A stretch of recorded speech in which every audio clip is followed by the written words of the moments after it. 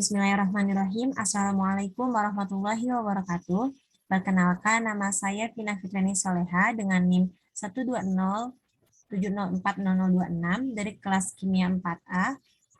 Di sini saya akan memenuhi salah satu tugas mata kuliah saya, yaitu Kimia Anorganik Deskriptif dengan dosen pengampu Bapak Eko Prabowo Hadi Santoso, MTKIM. Nah, pada kesempatan kali ini saya akan menjelaskan mengenai golongan 13 yang ada pada sistem periodik unsur. Nah, golongan 13 merupakan golongan yang berada pada blok P di sistem periodik unsur.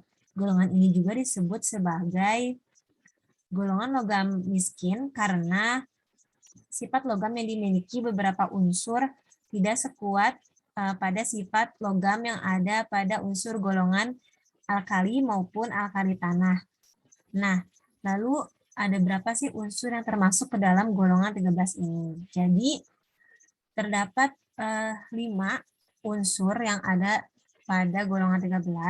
Sebenarnya ada satu lagi yaitu nihonium, namun termasuk ke dalam unsur radioaktif dan merupakan unsur buatan atau sintesis. Jadi ada 5. Jadi pada kesempatan kali ini hanya 5 unsur saja yang akan dijelaskan, yaitu ada boron, aluminium, gallium, indium, dan thallium. Nah, pada golongan 13 ini terdapat unsur yang termasuk ke dalam semilogam, yaitu boron. Jadi tidak semua unsur yang ada pada golongan 13 ini bersifat logam. Nah, golongan 13 ini merupakan di dalamnya ya terdapat unsur yang bersifat logam lunak yang cenderung berwarna putih keperakan kecuali boron itu sendiri. Mungkin kita langsung saja ke yang pembahasan pertama, yaitu mengenai trend groups atau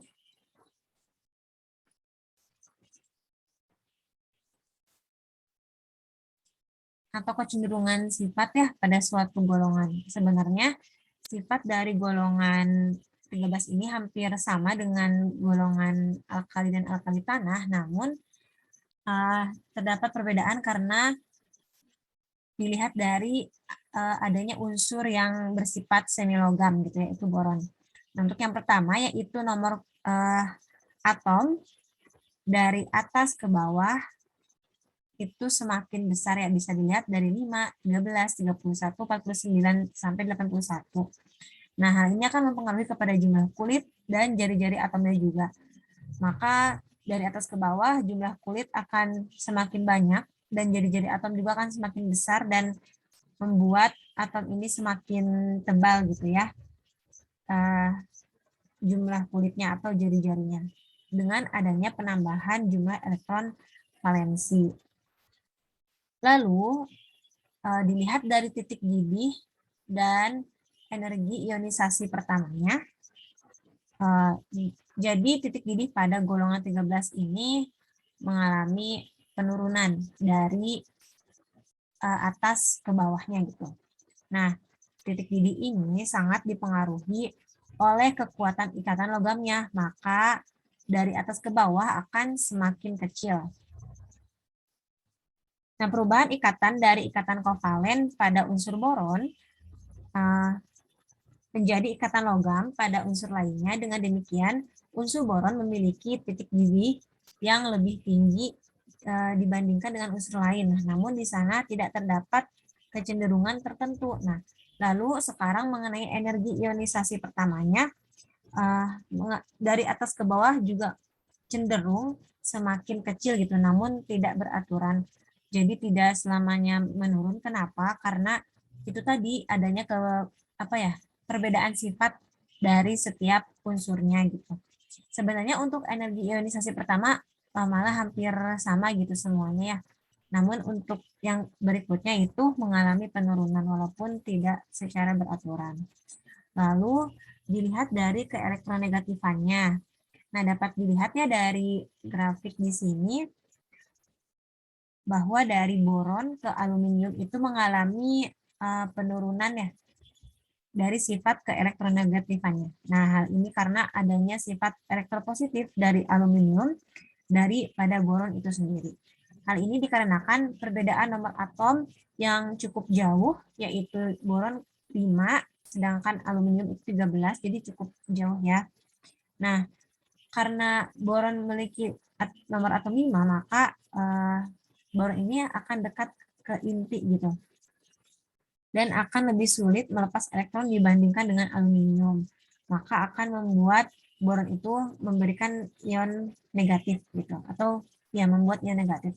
Nah, namun dari aluminium ke gallium, lalu indium dan thallium mengalami peningkatan nilai keelektronegatifannya. Jadi awalnya turun, lalu naik lagi sifat keelektronegatifannya. Nah, hal ini dikarenakan terjadi setelah adanya pengisian orbital P. Jadi disebabkan pengisian elektron pada orbital P terjadi setelah pengisian orbital D penuh lalu ke P. Nah, adanya elektron pada D tidak bisa membuat inti melindungi elektron terluar tarikan inti secara efektif. Nah, orbital D ini tidak menghalangi tarikan inti ke orbital terluar, maka elektron akan sulit melepas dan keelektronegatifannya pun akan meningkat. Jadi kan setiap kita membuat konfigurasi elektron, maka yang lebih didudukan biasanya 4s dulu baru 3D. Nah, hal ini akan mempengaruhi dari nilai keelektronegatifan setiap unsur gitu. Termasuk unsur pada golongan 13. Lalu mengenai kelimpahan secara umum ya, untuk boron sendiri itu sedikit ya. Jadi perlu diketahui bahwa keberadaannya biasa ditemukan golongan 13 ini ada di kerak bumi. Nah, untuk yang terbanyak itu adalah aluminium. Aluminium ini menjadi unsur terbanyak ketiga setelah oksigen dan silikon. Namun dalam unsur yang bersifat logam, aluminium ini menjadi penduduk yang menjadi juara yang pertama gitu, menduduki peringkat pertama untuk unsur terbanyak di kerak bumi. Karena kan berbeda ya dengan oksigen dan silikon gitu untuk sifatnya. Nah, aluminium ini berada sebanyak kurang lebih 8,1% di kerak bumi, jadi cukup banyak berada di kerak bumi. Lalu untuk aluminium ini sendiri biasanya ditemukan dalam bentuk senyawa, jadi tidak murni dalam unsur aluminium.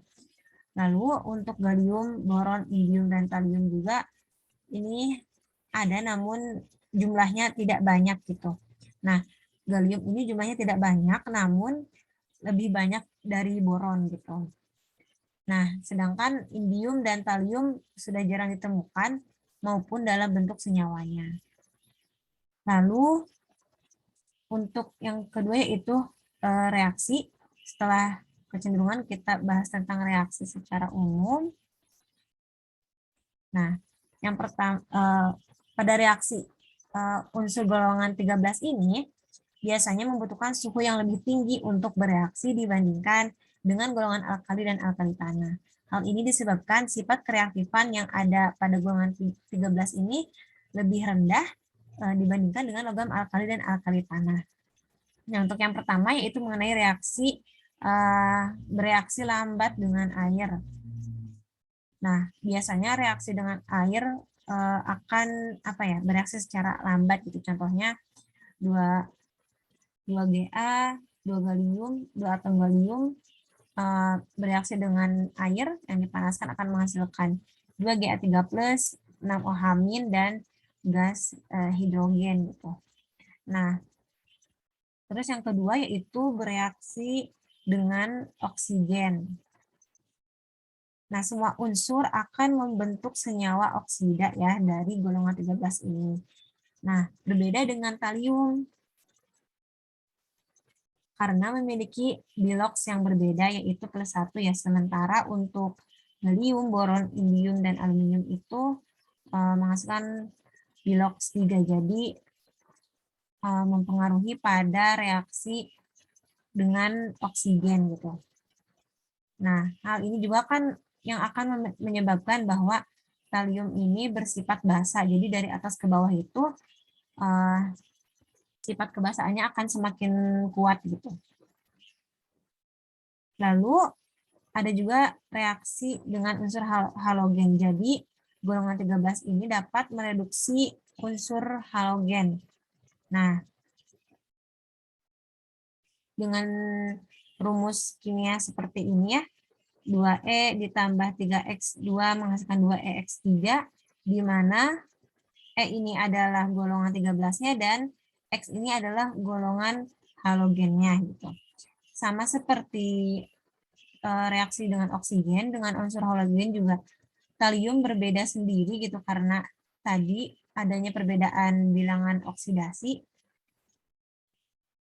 maka yang dihasilkannya pun berbeda ya. Yang gallium, boron, indium, aluminium itu akan menghasilkan 2X3, sementara untuk talium ini 2 talium X1 gitu.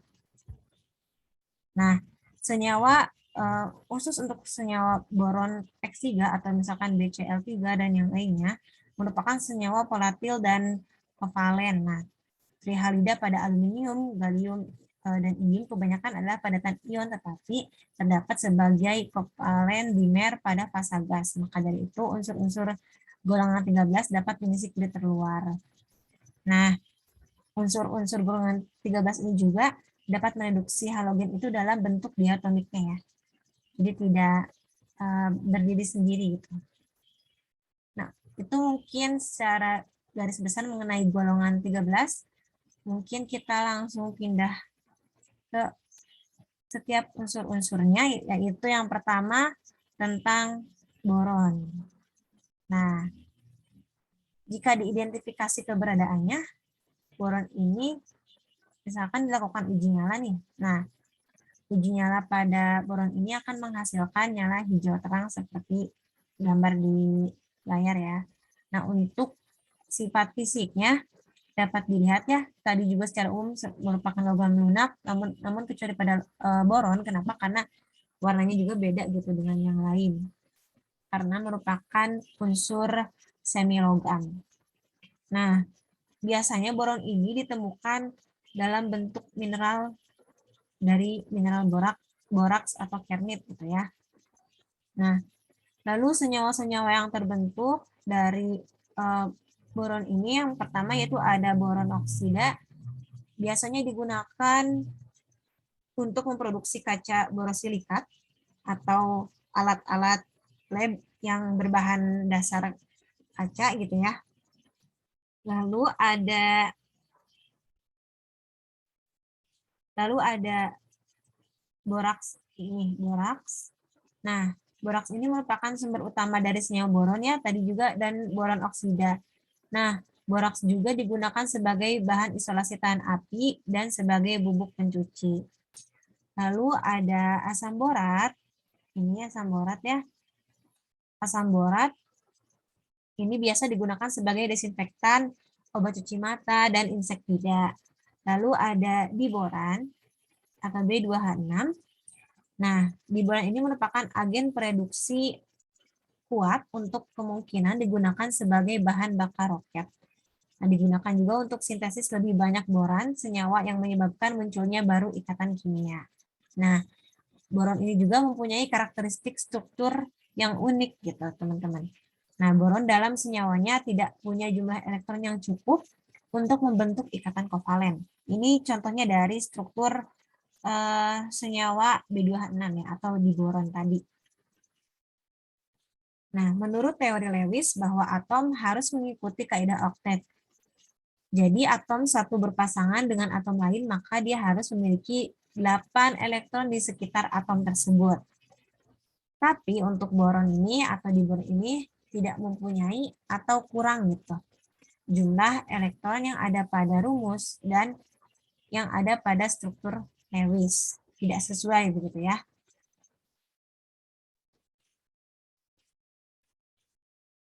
Nah, keadaan seperti ini tuh biasa disebut dengan elektron defisien atau tidak cukupnya jumlah elektron di sekitar atom pusat untuk membentuk senyawa kovalen. Nah, contohnya nih ya, di boron atau B2H6, total jumlah elektron valensinya itu 12, yaitu ada dari 6 jumlah elektron dari 2 atom atau ya 2 atom boron dan juga 6 elektron dari 6 atom H atau 6 atom hidrogen gitu ya. Nah, setiap ikatan antara hidrogen dengan boron ini membentuk 2 elektron atau membutuhkan 2 elektron gitu ya. Nah, karena secara normal satu ikatan itu terdapat 2 elektron. Jika di struktur ini ditotalkan, maka akan ada 16 elektron gitu ya di setiap ikatan hidrogen kepada boron gitu ya, antara ikatan hidrogen dengan boron. Nah,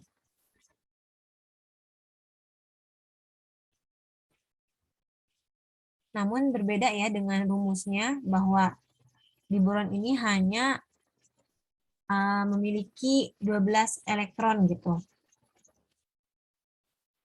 Struktur ini merupakan hasil dari difraksi sinar X. Nah, lalu kemana 4 elektronnya gitu ya? Kan udah ada 12 elektron nih, sedangkan di dalam struktur ada 16 elektron, maka kurang 4 elektron. Nah, kira-kira kemana gitu ya? Nah, jadi ada suatu ilmuwan, seorang ilmuwan, di mana mengemukakan sebuah teori yaitu ikatan hidrogen, bahwa antara B atau boron dengan hidrogen ini ada yang bilang sebagai jembatan hidrogen gitu. Nah, maksud jembatan hidrogen ini dari ikatan boron ke hidrogen yang di bawah dan di atas. Jadi bukan yang di ujungnya ya. Yang itu lalu adanya jembatan hidrogen ini maka hanya diperlukan 1 elektron saja. Jadi setiap atom boron menyumbangkan setengah elektronnya dan juga atom hidrogen menyumbangkan setengah elektronnya. Nah, lalu namun ada teori lain bahwa adanya jembatan hidrogen itu pasti mustahil gitu, nggak bakal mungkin gitu. Maka ada teori lain yang muncul, yaitu dengan yang namanya konsep tuna elektron, 3 pusat 2 elektron. Nah, jadi beliau itu menerangkan bahwa terdapat 3 pusat atom, yaitu B, H, dan B. Jadi B, H, dan B ini satu atom pusat gitu. Dengan 3 atom pusat, jadi satu kesatuan gitu ya. Nah, lalu di struktur ini tuh ada 2-3 atom pusat, yaitu BHB yang di sebelah atas dan BHB di sebelah bawah. Jadi hanya membutuhkan 2 elektron kan. Nah, untuk itu maka akan sesuai antara jumlah elektron yang ada di struktur dengan yang ada di rumus gitu ya. Nah, kenapa tadi disebut dengan tuna elektron? Ya, karena tadi hanya mengandung 12 elektron dari 16 elektron. Jadi adanya kekurangan elektron gitu. Jadi itu teman-teman mengenai keunikan dari struktur senyawa boron gitu ya, yaitu di boron B2H6. Lalu kegunaannya itu tadi ya sudah disebutkan beberapa tadi untuk membuat alat gelas lab, lalu deterjen, dan dibuatnya serat kaca. Lalu bagaimana cara membuat boron ini gitu? Bagaimana cara pembuatannya? Yaitu dengan proses isolasi dan reduksi. Nah, di mana pada proses isolasi ini terjadi proses ekstraksi boron dari boraks dengan mengubah boraks menjadi asam borat dan menambahkan asam sulfat. Nah, kemudian asam borat diubah menjadi oksida borat melalui pemanasan, maka akan dihasilkan boron.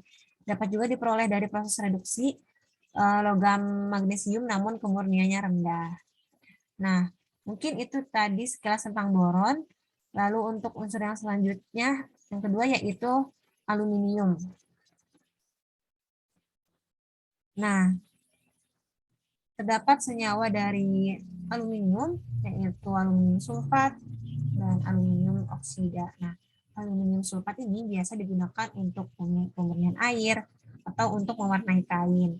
Adapun dua aluminium oksida itu senyawa utama untuk sumber alami logam aluminium. Nah, ini sifat fisiknya ya dari aluminium. Lebih mengkilap ya dari boron tadi karena kan aluminium itu merupakan unsur logam. Nah, untuk mengidentifikasi keberadaan aluminium ini bisa direaksikan dengan KOH, maka akan terbentuk endapan hidrofil. Nah, kegunaan dari aluminium itu sendiri yaitu untuk membuat kaleng minuman sebagai bahan dari kaleng minuman, lalu ada juga sebagai badan pesawat dan juga rangka pintu gitu. Nah, bagaimana sih cara pembuatan dari aluminium ini gitu, produksi dari aluminium ini? Yaitu dengan proses Hall-Héroult,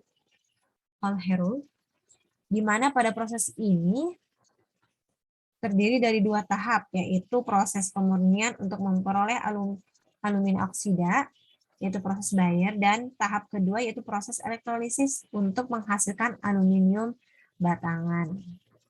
Nah, untuk unsur yang ketiga yaitu ada gallium dengan nomor atom 31. Nah, senyawa ini senyawa ini bersifat radioaktif ya, biasanya gallium itu, dan memiliki lebih dari satu bentuk oksida. Nah, contoh senyawa dari gallium ini adalah gallium oksida itu sendiri ya. Dan masih banyak lagi. Lalu untuk mengidentifikasi keberadaan gallium ini dapat dilakukan pemanasan, maka akan mencair pada suhu 30 derajat Celcius. Untuk sifat fisiknya hampir sama dengan aluminium ya, merupakan logam lunak perak gitu ya, warna perak keputihan, putih keperakan gitu. Nah, lalu kegunaannya yaitu sebagai komponen elektronik, termometer, obat farmasi. Nah, karena gallium ini bersifat semikonduktor, terutama dalam senyawa gallium arsenid, nah maka dapat mengubah energi listrik menjadi energi cahaya, sehingga dapat digunakan dalam LED pada komponen elektronik manapun gitu ya. Dan termometer suhu tinggi. Nah, titik leleh gallium ini dijadikan sebagai titik referensi suhu dari termometer itu sendiri. Untuk pembuatannya diperoleh sebagai produk samping proses pembuatan aluminium. Jadi hampirnya sama gitu ya dengan proses Bayer dan resin penukaran ion. Lalu ada yang keempat yaitu unsur indium. Tadi kelimpahannya itu sedikit ya, dan biasanya ditemukan dalam mineral yang mengandung indit dari biji zinc. Nah, untuk senyawanya yaitu contohnya ya indium oksida. Lalu untuk sifat fisiknya lebih mengkilap ya dari logam-logam sebelumnya gitu. Namun hampir mirip dengan logam yang lainnya, kecuali dengan boron hampir jauh gitu ya, dari warnanya lebih mengkilap indium. Nah, untuk identifikasi keberadaannya dapat dilakukan uji nyala. Nah, jika dilakukan uji nyala, misalkan ada keberadaan indium dalam senyawa tersebut, maka akan menghasilkan warna biru indigo pada pijar yang dinyalakan. Lalu, pembuatan dari untuk memperoleh indium ini adalah diperoleh residu yang dihasilkan selama pemrosesan biji zinc gitu. Hampir sama ya dengan yang tadi ya, maksudnya ya proses peluburan zinc dan elektrolisis. Lalu kegunaannya yaitu untuk sebagai segel vakum dan juga layar sentuh, sama juga sebagai berguna pada termometer. Lalu yang terakhir mengenai kalium, tadi kelimpahannya juga sedikitnya karena merupakan unsur radioaktif juga. Sumber utamanya itu dari Cu, Pb, zinc, dan biji sulfida. Lalu merupakan unsur radioaktif yang memiliki 3 isotop, yaitu 203 talium, 204 talium, dan 205 talium. Nah, untuk 204 dan 205 itu merupakan isotop sintesis. Nah, lalu untuk pembuatannya itu melalui proses peluburan biji besi dan elektrolisis. Nah, kegunaan dari talium itu sendiri yaitu sebagai racun tikus, optik inframerah, superkonduktor, yaitu pada 125 Kelvin, yang mudah didapat dengan cairan nitrogen. Nah, untuk mengidentifikasi keberadaan unsur talium ini adalah dengan uji flame AIS, yaitu akan muncul garis emisi hijau. Nah, mungkin itu saja yang dapat saya sampaikan. Kurang lebihnya mohon maaf. Wassalamualaikum warahmatullahi wabarakatuh.